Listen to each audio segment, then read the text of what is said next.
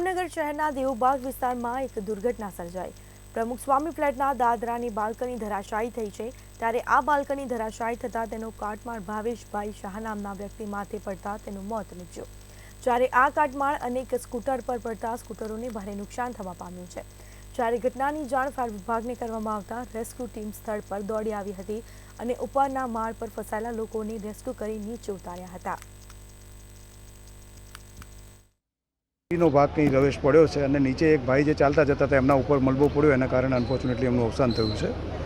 હવે આ મિલકત છે એ રીડેવલપમેન્ટની કંઈ ચર્ચા ચાલતી હતી અને એનું સ્ટ્રક્ચરલ ઇન્ટિગ્રિટીને બધું જોવાનું હવે એક અમે લોકો પ્રયત્ન કરીશું અને અત્યારે જે બાકીના રેસિડેન્ટ્સ છે એ બધાને સલામત ખસેડી દીધા છે। પ્રમુખ સ્વામી ફ્લેટનો એક જે સીડીનો જે ફ્લાઇટનો ભાગ હોય એ આજરોજ પડી જતા નીચે એક વ્યક્તિનું આજે અનફોર્ચ્યુનેટલી ડેથ થયું છે અને અત્યારે અમે જેટલા બી રહેણા અંદર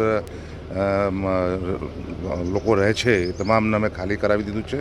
32 જેટલા ફ્લેટ આવેલા છે અને તમામને આપણે અત્યારે ખાલી કરાવી દીધું છે। સાહેબ, નોટિસો આપી છે અગાઉ ફ્લેટની? જી, નોટિસ આ બાબતમાં અમે તપાસ કરાવીશું, પરંતુ આનું 1994નું બાંધકામ થયેલું છે, એટલે ફક્ત 30 વર્ષ જૂનું બાંધકામ છે એવું નથી કે બહુ વધારે જૂનું બાંધકામ હોય। એટલે આપણે સામાન્ય રીતે એક પદ્ધતિ હોય છે કે ભાઈ 40-50 વર્ષ જૂના બિલ્ડિંગો હોય એને આપણે તપાસતા હોઈએ છીએ। આ બાંધકામ જે છે 30 વર્ષનું છે, છતાં બી અમે તપાસ કરીને એમાં નોટિસ અપાયેલ કે તપાસ કરીશું।